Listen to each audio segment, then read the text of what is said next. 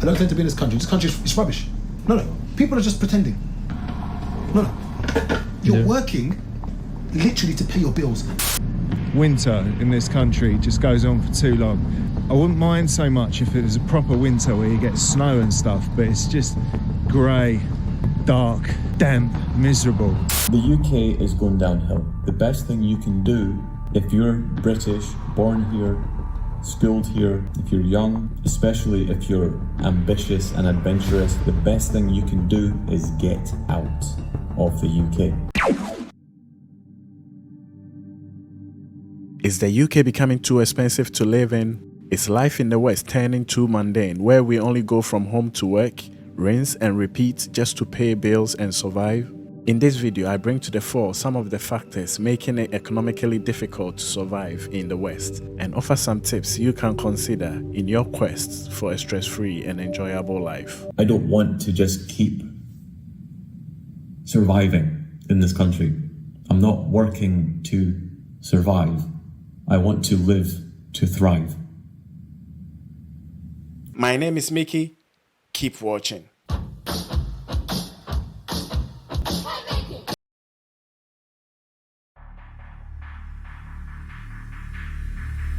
I recently spoke to a friend who just migrated from Ghana to UK in search of a better life. It's safe to say she's already hit the crossroads of whether to stay and continue laboring just to survive while missing her 3 kids left in Ghana, or make the unthinkable U-turn of returning back to Ghana. She currently occupies a room in a shared apartment that cost an eye-watering £750 every month and is outside London. She's worried she might not even be able to save enough money to process her kids' visa so they can join her, as every penny made is used to settle bills at the end of the month. The cost of living has risen in the UK and, to be fair, across the world since 2022.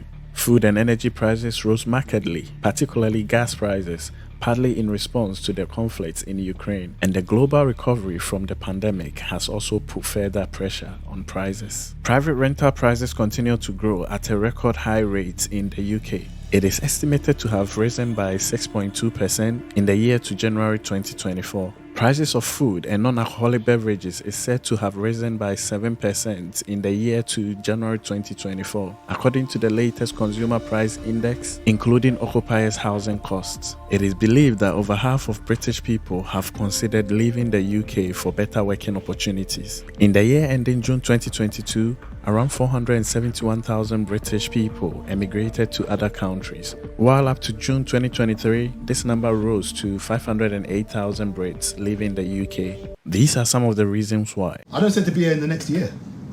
There you go. I don't tend to be in this country. This country is rubbish. No. People are just pretending. No.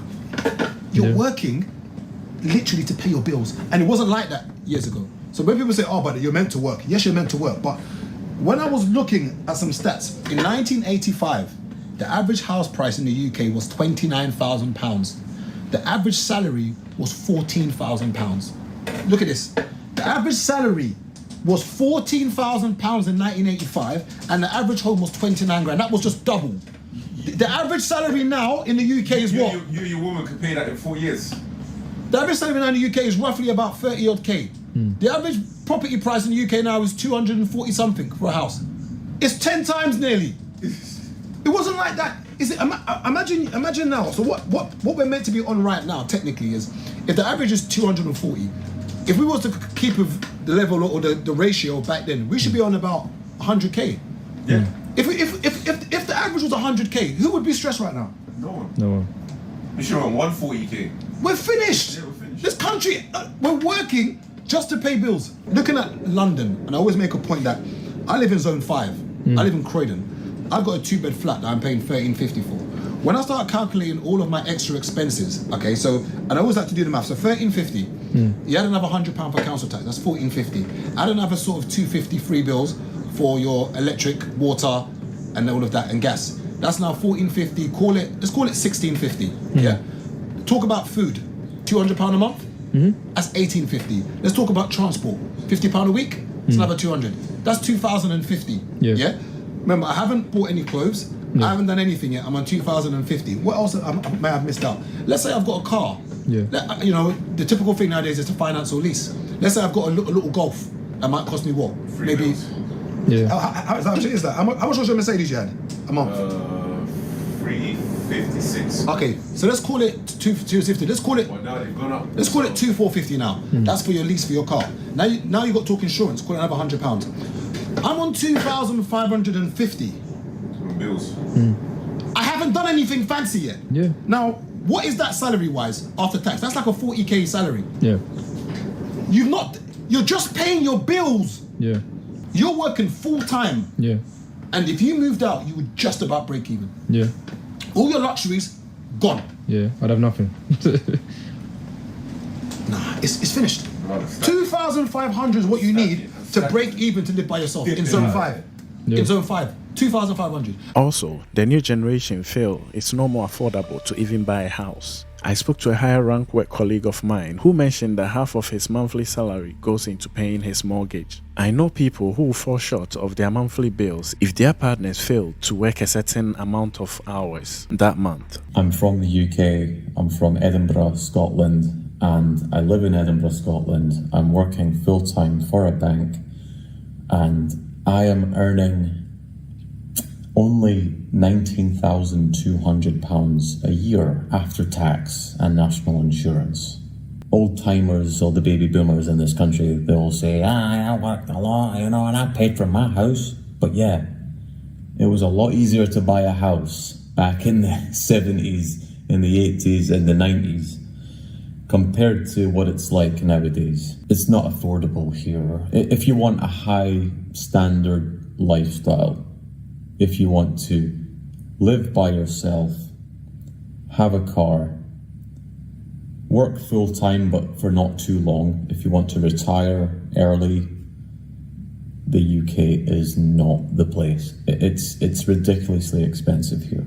This is not a first world country. This is a dystopia pretending to be a first world country that has a very low standard. The crime rate's getting higher, illegal immigration or illegal migration, whatever you want to call it, is getting higher.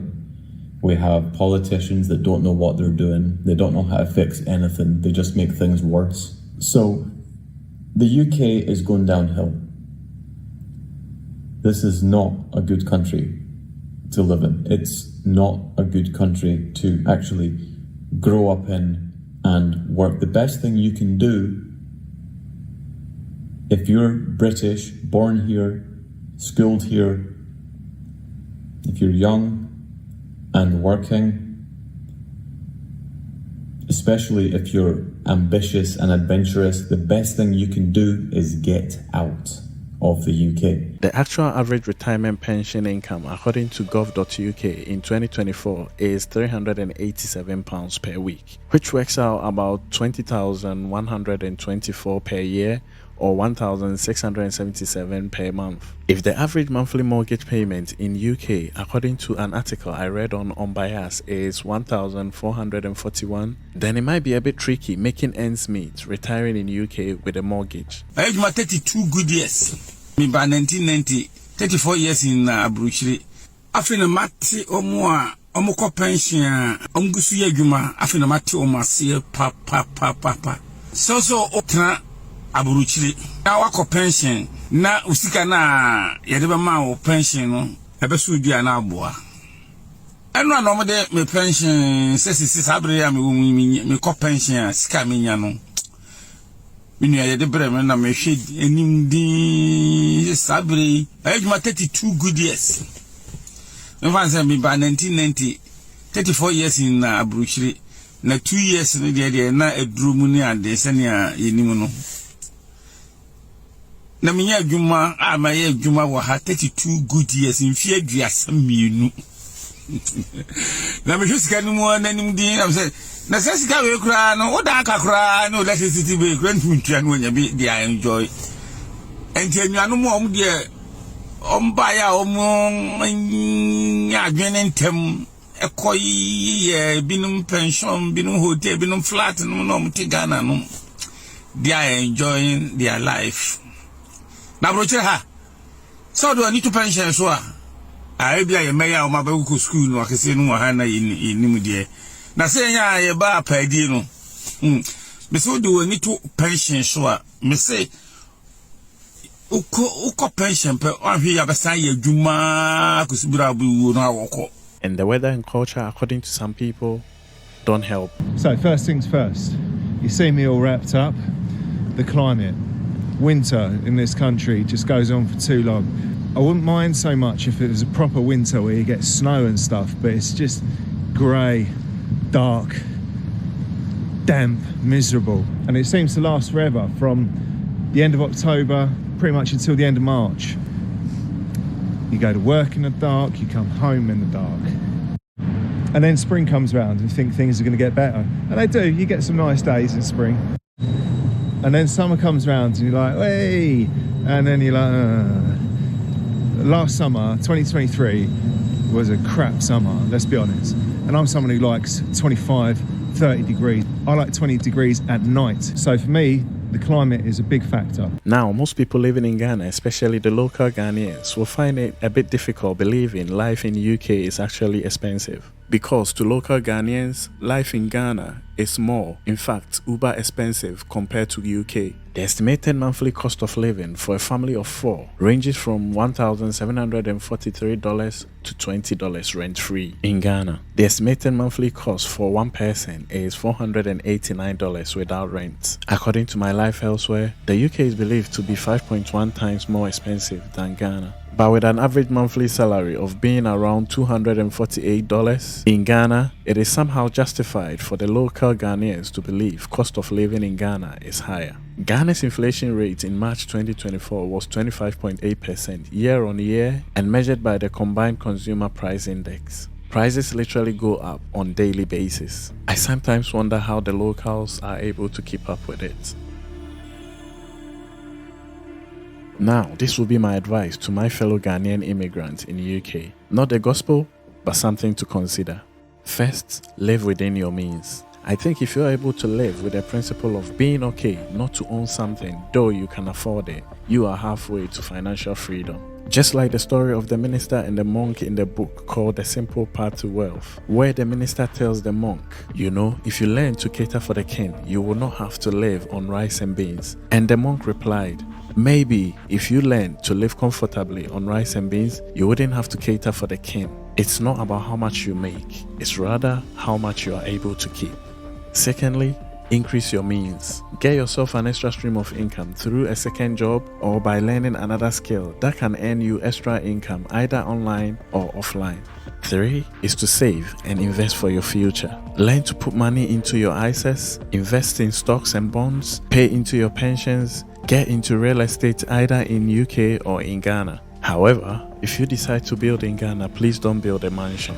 Build 2-bedroom apartments. It will look after you when you stop working. Even if you think you'll never get the opportunity to live in them, it will produce another stream of income, and it will be up to you what you do with that money. Now the final tip. Consider moving back to Ghana. This I consider a cheat code for survival in our old age. Your UK pension goes a long way in third world countries due to the power of exchange rates. Even majority of born British are moving to Southeast Asia, Spain and countries in Africa, and they are not even familiar with these places. Thank God we are familiar with Ghana. The weather will be good for you and you will be surrounded by people that will love and accept you as their own. You wouldn't have to worry about rent and mortgage as your house should be paid off by this period. That is if you listened to my tips earlier. Ghana is expensive but not so expensive to those earning in strong foreign currencies. And that, I think, is the privilege we have as Ghanaians living abroad. The ability to use the best of both worlds. As usual, if you find this video helpful, please give it a like, please subscribe to come on my journey of experience. Thank you very much for watching and see you in the next one.